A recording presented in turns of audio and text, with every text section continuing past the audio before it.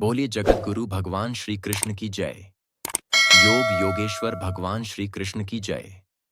ब्रह्म ज्ञान प्रदाता सर्व श्री आशुतोष महाराज की जय।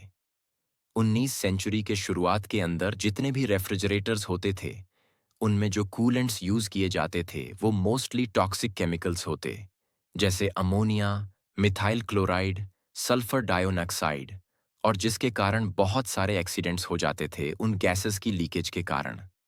उसके बाद किसी ऐसे अल्टरनेटिव की खोज की जाने लगी जो एज अ रेफ्रिजरेंट यूज किया जा सके पर वो नॉन टॉक्सिक हो।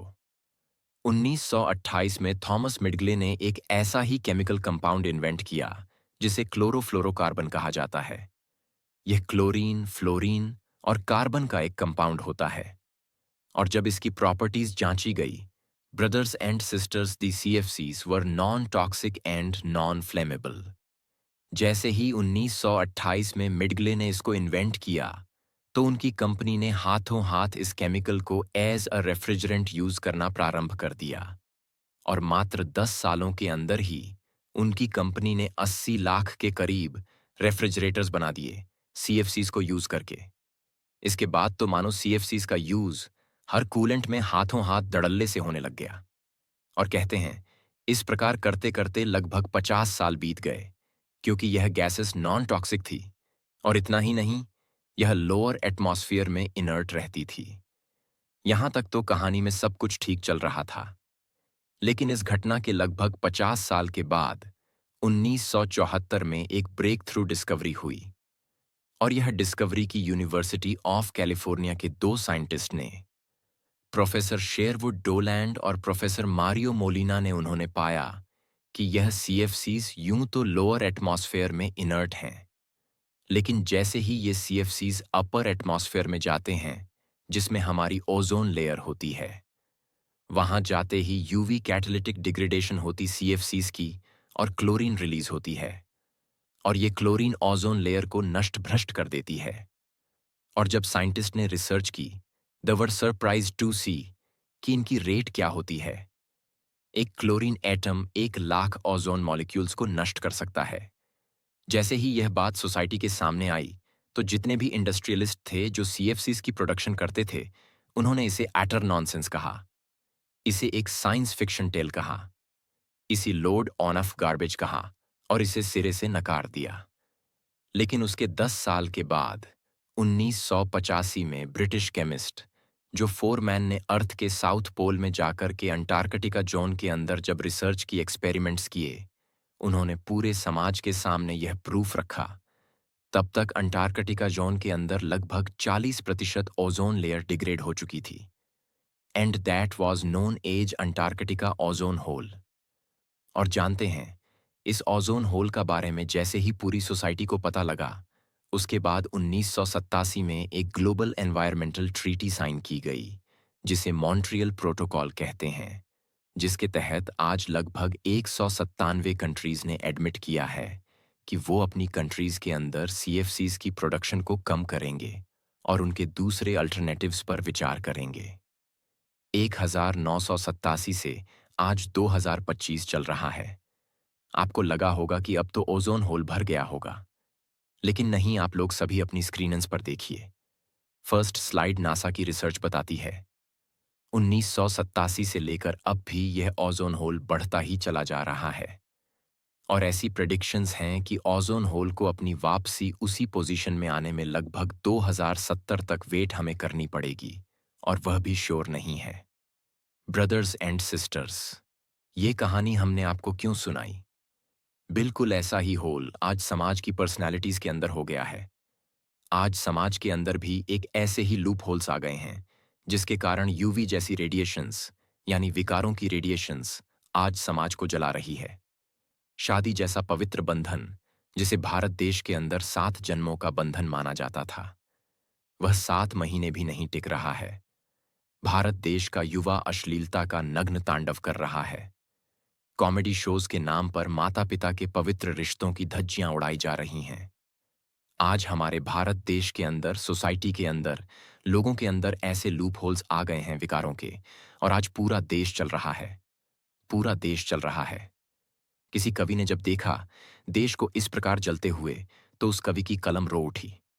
उस कवि ने कहा, संस्कृति का सूर्य अंधतमस में ढल रहा है। मेरा देश जल रहा है। मेरा देश जल रहा है। संस्कार जल रहे हैं। विकार पल रहे हैं। युवाओं के कदम लड़खड़ा के चल रहे हैं। युवाओं के कदम लड़खड़ा के चल रहे हैं। स्वर्णिम इतिहास देश का सड़ के गल रहा है। मेरा देश जल रहा है। मेरा देश जल रहा है। संबंध टूटते हैं, प्रपंच फूटते हैं। संबंध टूटते हैं, प्रपंच फूटते हैं। भारत के पुत्र भारत की अस्मिता को लूटते हैं। नशे में कैद यौवन बस हाथ मल रहा है। मेरा देश जल रहा है। मेरा देश जल रहा है। युद्धों के मेघ छाए मानवता को रुलाए। युद्धों के मेघ छाए मानवता को रुलाए। भू पर अहम की आंधी दया धर्म जलाए। धोखे का धंधा देखो खुलेआम चल रहा है। मेरा देश चल रहा है। मेरा देश चल रहा है। मेरा देश चल रहा है। आज पूरा भारतवर्ष चल रहा है विकारों के अंदर। ऐसे में क्या किया जाए? क्या वैसे बस हाथ पर हाथ भर के बैठे रहे? क्या पर्सनैलिटीज के अंदर, लोगों के व्यक्तित्व के अंदर जो ओजोन होल की तरह लूप होल्स आ गए हैं, क्या बैठ करके देखते रहें? क्या यह अपने आप भर जाएंगे? नहीं, इसे भरने का एक तरीका है। सोसाइटी के लूप होल्स को भरने का एक साधन है ब्रह्म ज्ञान। और वह ब्रह्म ज्ञान कौन देता है? समय के पूर्ण सद्गुरु। जब सद्गुरु जीवन के अंदर आते हैं, वो उसी ब्रह्म ज्ञान को प्रदान करते हैं जो ब्रह्म ज्ञान भगवान कृष्ण ने अर्जुन को दिया युद्ध के मैदान में। अर्जुन कोई साधारण पर्सनैलिटी नहीं है। ब्रदर्स एंड सिस्टर्स, उसके नामों की ओर विचार कीजिए। गुड़ाकेश नींद को जीतने वाला, धनंजय धन को जीतने वाला परम तप, जिसने परम तपस्या की हो। और इतना ही नहीं, महाबाहु, जिसके अंदर अथाह बल है भरत। ऋषभ भरत वंशियों में जो श्रेष्ठ है सव्यसाची, जो दोनों हाथों से धनुष बाण चला सकता है। इतने गुणों का स्वामी नहीं जानता कि मेरे अंदर भी एक मोह का लूप होल है। और भगवान कृष्ण ने जब दोनों सेनाओं के मध्य रथ को खड़ा खड़ा किया तो अर्जुन का वो लूप होल सामने आ गया। तब क्या हुआ? तब भगवान कृष्ण ने गुरु की भूमिका निभाई उस लूप होल को दूर करने के लिए। Brothers and sisters, Shri Krishna के जीवन का यह पक्ष समाज से ओझल रखा गया। लेकिन आज हम आपको बताना चाहेंगे जो गीता ज्ञान भगवान कृष्ण ने दिया था। Gita is not a dialogue between god and devotee, but it is a dialogue between a guru and his disciple. और इसका प्रमाण है गीता के दूसरे अध्याय का 7वां श्लोक, जिसमें स्टार्टिंग में ही अर्जुन कह देता है, शिष्यस्तेहम शादी माम त्वम प्रपणम। मैं शिष्य रूप में आपकी शरण को ग्रहण करता हूं। और उसके बाद जब प्रभु ने विराट रूप दिखाया तो अर्जुन ने प्रभु की वंदना में कहा, 11 चैप्टर के 43 श्लोक के अंदर, त्वमस्य पूज्यस गुरुर करियन, आप गुरुओं के भी गुरु हैं। कृष्णम वंदे जगत गुरु, पूरा जगत जिनकी वंदना करता है वह अर्जुन के गुरु हैं। यही है कृष्णम वंदे जगत गुरु। भगवान कृष्ण ने गुरु बनकर के अर्जुन के उस लूपोल को दूर किया। और इतना ही नहीं, जिस समय भगवान कृष्ण ने द्वापर में अपनी लीलाओं को समेटा, कलयुग के अंदर जितने भी कृष्ण भक्त हुए, उनके अंदर जो लूप होल्स थे उन्हें दूर करने के लिए भगवान कृष्ण ने उन्हें गुरु के पास भेजा। सोचिए, वह मीराबाई जो विरहनी मीराबाई थी, केवल विरह के गीत गाती रहती थी। भगवान ने उसे गुरु रविदास जी की शरण में भेजा तो विरहनी मीराबाई क्रांतिकारी मीराबाई बन गई और उसने नारी का उत्थान किया। उत्थान के कार्य किए वह सूरदास जी, जो सदा भयभीत होकर के अपराध बोध से ग्रसित रहते थे, इस लूप होल से ग्रसित थे। जैसे ही भगवान कृष्ण उनके जीवन में आए, उन्हें गुरु वल्लभाचार्य जी के पास भेजा तो उन्होंने कहा, जो सूर्य हो तो काहे की झांत हो, सूर्य हो तो इतने भयभीत क्यों रहते हो। सूरदास जी के अंदर निर्भयता का संचार किया तो कृष्ण ने नहीं, उस समय के पूर्ण सद्गुरु ने विट्ठल भक्ति के अहम में चूर नामदेव को सच्चा प्रेमी भक्त बनाया। विट्ठल ने उन्हें गुरु विशोभा खेचर जी की शरण में भेजा, जाओ गुरु के पास जाओ, अपनी इस लूप होल को दूर करो। साउथ इंडिया की तरफ चले तो पुरंदरदास जी जो माया मोह के अंदर चूर थे, उन्हें कृष्ण कृष्ण ने गुरु व्यास तीर्थ की शरण के अंदर भेजा, जाओ अपने इस लूप होल को दूर करो। इतना ही नहीं, वह चंद्रगुप्त जो गडरिया था, उसके अंदर छिपी हुई प्रतिभा को किसने निखारा? उसके गुरु चाणक्य ने। वह माधवदास बैरागी जो सब छोड़ छाड़ के बैरागी बना बैठा था, उस समय के पूर्ण गुरु साहिब श्री गुरु गोविंद सिंह महाराज जी उसके पास गए। उसे बंदा सिंह बहादुर बना के पंजाब के अंदर भेजा और मुगलों का ईंट से ईंट बजा दी। यह सदगुरु का कार्य होता है। साउथ इंडिया की ओर आप चलिए।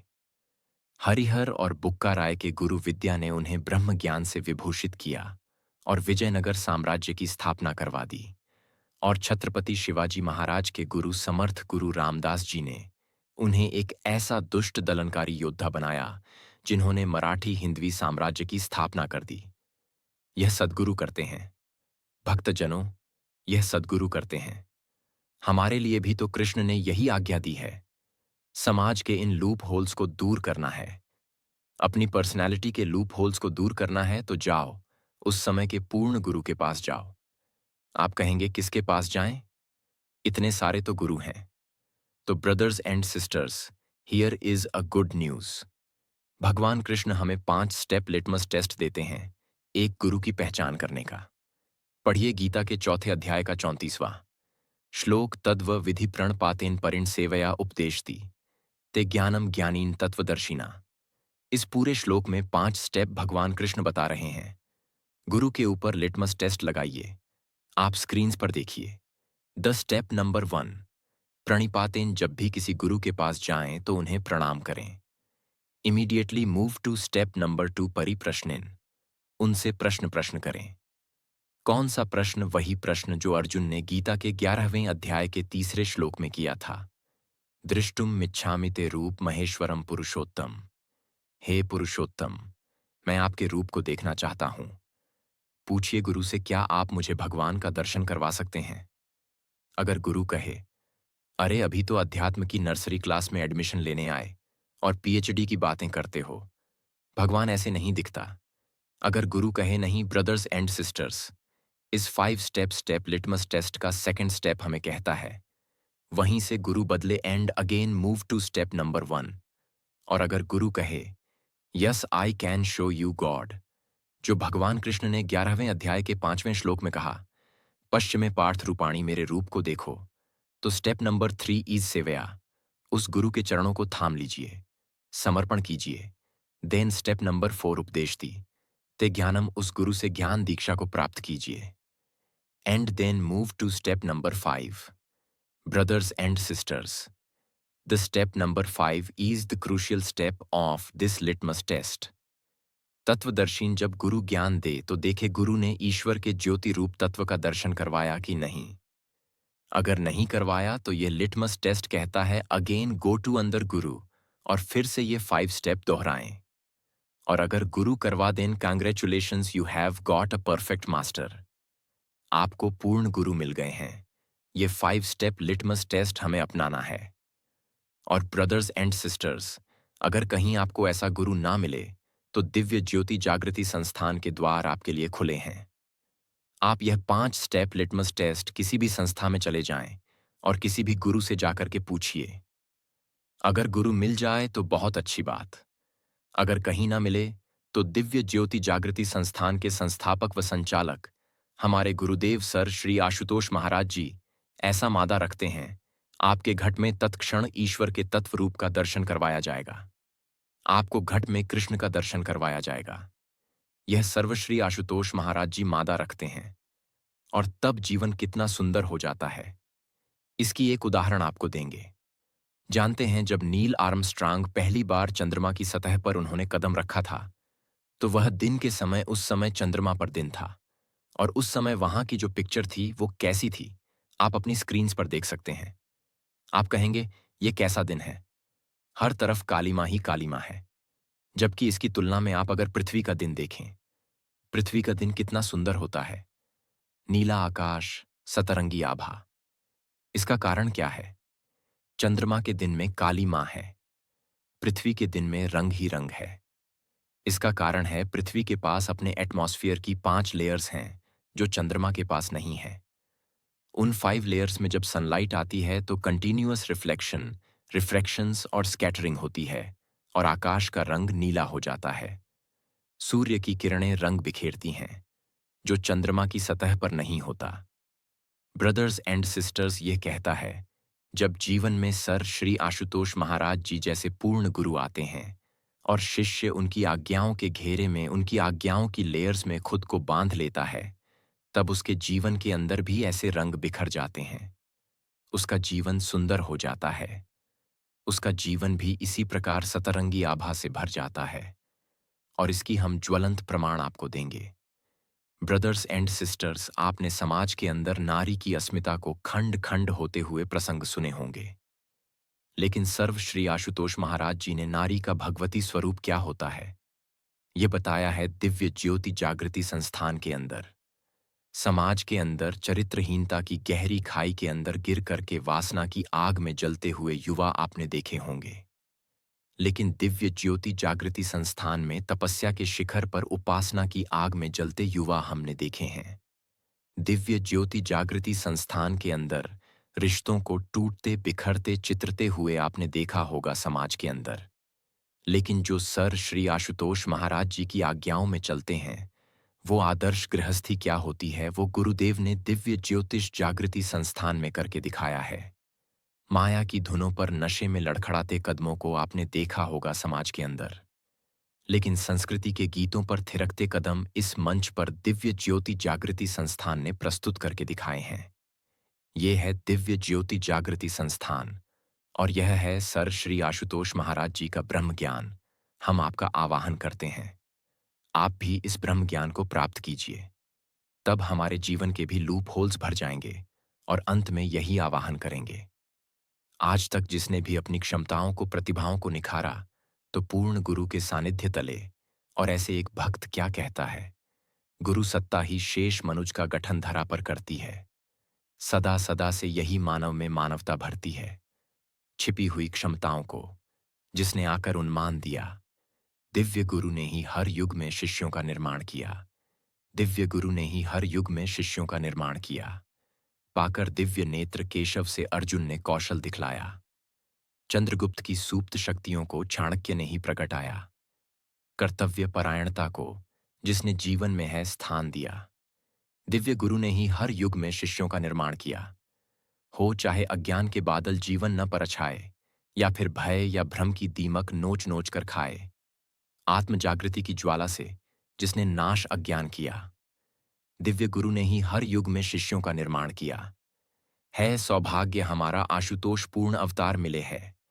सौभाग्य हमारा आशुतोष पूर्ण अवतार मिले, प्रतिभा और क्षमता पलती है। जिनकी पावन छत्र तले मानव से महामानव बनने का जिसने वरदान दिया, दिव्य गुरु ने ही हर युग में शिष्यों का निर्माण किया। दिव्य गुरु ने ही हर युग में शिष्यों का निर्माण किया। आप भी ऐसे सद्गुरु की शरणागत प्राप्त करें। इसी शुभ भावना के साथ आए मिलकर के प्रभु के चरणों में जय घोष लगाते हैं। बोले जगत जगत गुरु भगवान श्री कृष्ण की जय। ब्रह्म ज्ञान प्रदाता युग दृष्टा युग नायक सर्व श्री आशुतोष महाराज की जय। जय श्री कृष्ण, जय जय जय श्री कृष्ण, जय।